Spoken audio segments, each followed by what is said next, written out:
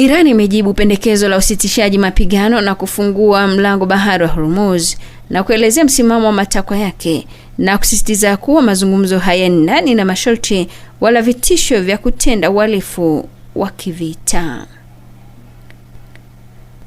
Msemaji wa Wizara ya Mambo ya Nje wa Iran, Ismail Baghai, amesema Tehran inazingatia matakwa yake kulingana na masharti ya kitaifa ambayo tayari imewasilisha kupitia wapatanishi, na kuongeza kuwa matakwa ya awali ya Marekani kama vile mpango wenye vipengele 15 yamekataliwa kwa kuwa yalikuwa na masharti kupita kiasi.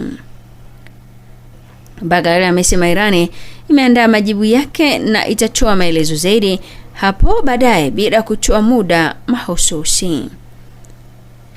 Kwingineko, shirika la kimataifa la kudhibiti matumizi ya nyuklia IAEA limethibitisha kuwa ziko athari za hivi karibuni za mashambulizi ya kijeshi karibu na kinu cha nyuklia cha Irani, lakini imesema kiwanda chenyewe hakikuharibiwa.